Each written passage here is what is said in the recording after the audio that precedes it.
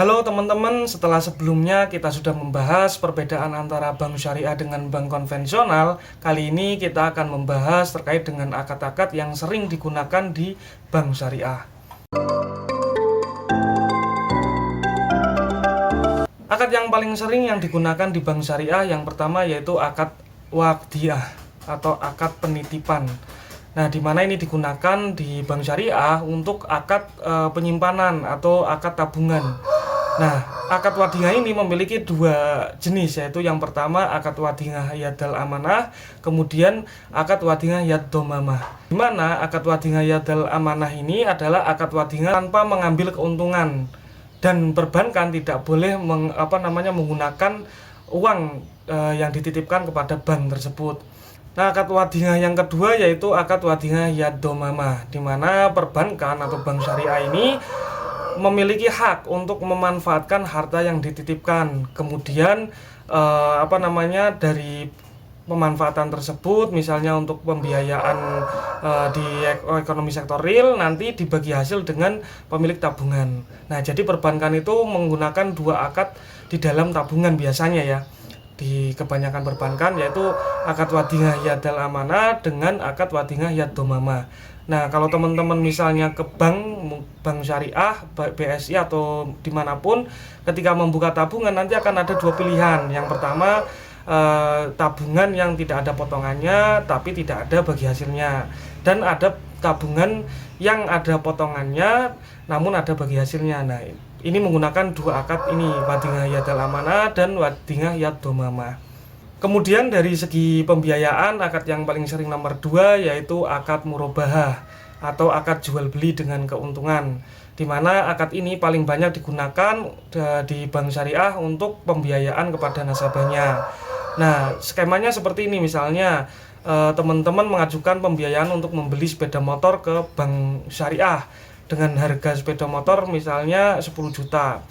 Teman-teman mengajukan pembiayaan ke bank syariah. Nah, nanti bank syariah akan membelikan sepeda motor, misalnya beli dengan harga 10 juta, kemudian bank syariah akan mengambil keuntungan 3 juta misalnya, kemudian dijual 13 juta kepada nasabah, kepada teman-teman.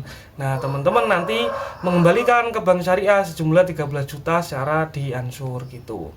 Sederhananya seperti itu. Kemudian yang ketiga yaitu akad mudorobah atau akad kerjasama, di mana perbankan sebagai sohibul mal atau pemilik modal, kemudian nasabah itu sebagai mudorib atau orang yang menjalankan usahanya. Nah, akad mudorobah ini biasanya digunakan untuk akad kerjasama dalam usaha ya. Misalnya teman-teman mau membuka usaha, butuh modal 100 juta, mengajukan pembiayaan ke perbankan. Nah, teman-teman ini nggak punya modal sama sekali, hanya modal misalnya surat tanah sebagai jaminan lah misalnya. Mengajukan pembiayaan ke bank syariah. Bank syariah nanti akan memberikan pinjaman 100 juta untuk modal teman-teman usaha dengan akad mudorobah. Bank syariah sebagai sohibul mal, pemilik modal, teman-teman sebagai mudorib atau yang menjalankan usahanya. Nah, nanti dari usaha ini secara konsepnya itu dibagi hasil keuntungannya dengan perbankan. Misalnya bank dapat 70%, teman-teman dapat 30% setiap bulannya dari keuntungan usaha yang dijalankan. Nah, yang keempat yaitu akad musyarakah atau akad kerjasama, di mana kedua belah pihak ini sama-sama mengeluarkan modal dengan porsi yang bisa jadi sama, bisa jadi berbeda gitu. Misalnya salah seorang nasabah ingin mengajukan pembiayaan untuk mengembangkan bisnisnya ke perbankan syariah, ke bank syariah, sejumlah 100 juta. Nah, si nasabah ini sudah memiliki modal 100 juta. Nah, butuh 100 juta lagi ke bank. Jadi modalnya sama-sama nih 50-50% gitu. Jadi, nah nanti skemanya dibagi hasil misal sesuai dengan kesepakatan. Jadi hampir sama dengan mudorobah, tetapi di musyarakah ini nasabah ini sudah memiliki modal. Jadi tidak 0%. Jadi sama-sama modal antara nasabah dengan pihak bank syariahnya, seperti itu. Sedangkan bagi hasilnya nanti sesuai kesepakatan di klausul pembiayaan. Nah, pada prakteknya akad musyarakah itu sangat jarang digunakan ya di sektor perbankan. Biasanya ini digunakan dengan multi akad, di mana untuk pembiayaan KPR rumah menggunakan akad yang namanya musyarakah mutanakisoh, akad kerjasama yang diakhiri dengan kepemilikan, di mana biasanya ini digunakan untuk KPR perumahan. Misalnya teman-teman mengajukan pembiayaan untuk membeli ruko ke bank syariah, nanti menggunakan akad musyarakah mutanakisoh atau MMQ gitu ya. Nah, jadi nanti perbankan akan membiayai pembelian rukonya itu, nanti teman-teman nanti kerjasama nih, dari keuntungannya itu bagi hasil sampai waktu tertentu atau tenornya gitu, nanti di akhir ruko itu menjadi milik nasabah, gitu, menjadi milik teman-teman gitu yang mengajukan pembiayaan. Nah, biasanya secara prakteknya seperti itu. Jadi jarang menggunakan akad musyarakah murni, tetapi menggunakan multi akad. Jadi akad musyarakah mutanakisoh, akad kerjasama yang diakhiri dengan kepemilikan. Nah, kemudian selanjutnya yaitu akad ijaroh atau akad sewa. Akad sewa menyewa seperti pada umumnya yang kita tahu bersama-sama ya. Nah, kan tetapi di sektor perbankan ini sangat jarang lah akad ijaroh itu digunakan secara mandiri seperti akad musyarakah. Nah, di mana akad ijaroh ini juga sama menggunakan multi akad. Jadi biasanya menggunakan ijaroh muntahiyah bitamlik. Jadi akad sewa yang diakhiri dengan opsi kepemilikan.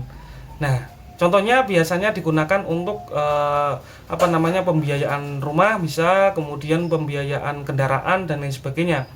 Nah, skemanya seperti ini teman-teman. Nah, jadi teman-teman misalnya sebagai seorang nasabah mengajukan pembiayaan KPR rumah lah misalnya ya ke perbankan dengan akad ijaroh muntahiyah bitamlik atau IMBT gitu. Nah, nanti perbankan akan memberikan pembiayaan sejumlah uang yang dibutuhkan untuk membeli rumah, misalnya 100 juta gitu kepada teman-teman. Nah, nanti berlaku akad ijaroh terlebih dahulu atau sewa. Teman-teman membayar sewa sekian sesuai dengan kesepakatan awal, misalnya 100 juta 10 bulan lah ya, anggap aja biar gampang, 10 juta ditambah dengan keuntungan perbankan, misalnya bagi hasilnya 1 juta jadi 11 juta. Nah, nanti di akhir, di cicilan terakhir nanti berlaku yang namanya opsi kepemilikan. Nah, teman-teman sebagai nasabah yang melakukan pembiayaan untuk membeli rumah tersebut diberikan opsi untuk memiliki rumah yang dibiayai oleh perbankan tersebut. Nah, jadi di awal itu menggunakan ijaroh, kemudian diakhiri opsi kepemilikan. Namanya akad ijaroh muntahiyah bitamlik, atau ini disebut sebagai multi akad gitulah. Jadi dua akad di dalam satu pembiayaan gitu, seperti MMQ tadi. Kemudian selanjutnya yaitu akad wakalah atau perwakilan. Nah, ini biasanya digunakan berdampingan dengan akad-akad pembiayaan yang ada di perbankan. Salah satunya yang paling sering adalah akad murabahah atau jual beli.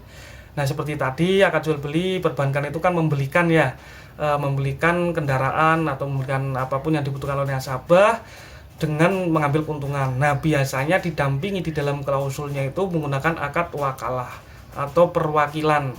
Nah, wakalah ini bisa jadi wakalah murni atau wakalah bil ujroh.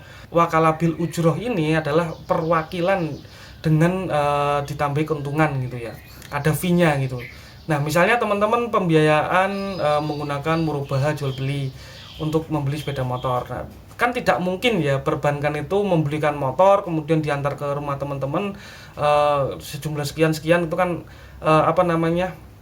kerjanya jadi double lah ya. Jadi biasanya menggunakan akad wakalah, di mana perbankan itu mewakilkan untuk membeli motor kepada nasabah. Silakan membeli motor ini mewakili perbankan, mewakili bank syariah, kemudian dengan harga sekian gitu. Jadi wakalah ini sebagai akad pendamping biasanya di dalam klausul pembiayaan untuk membeli barang-barang yang dibutuhkan oleh nasabah. Nah, wakalah ini biasanya secara praktek itu diwakilkan kepada nasabahnya sendiri, nasabahnya secara langsung gitu loh. Jadi menyerahkan hak membelinya itu kepada nasabah sebagai wakil dari bank syariah.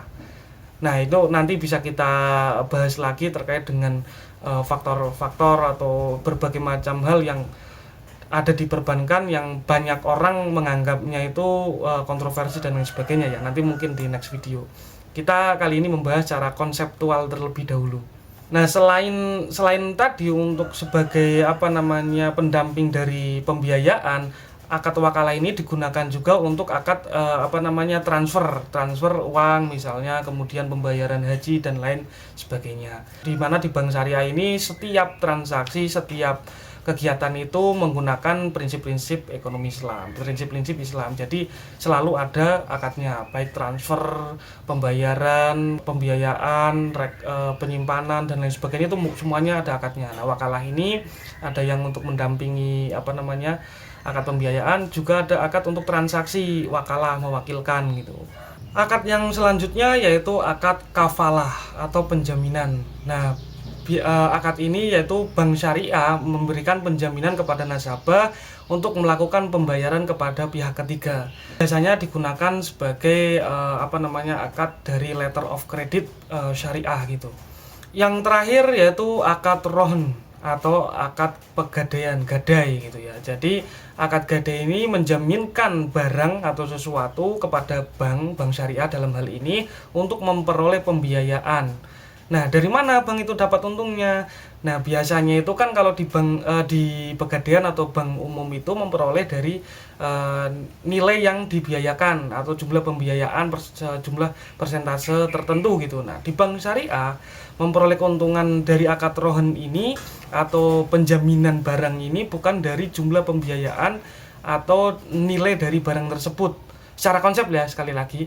Nah, jadi bank syariah ini memperoleh untung itu dari biaya perawatan atau biaya penitipan dari barang yang digadaikan.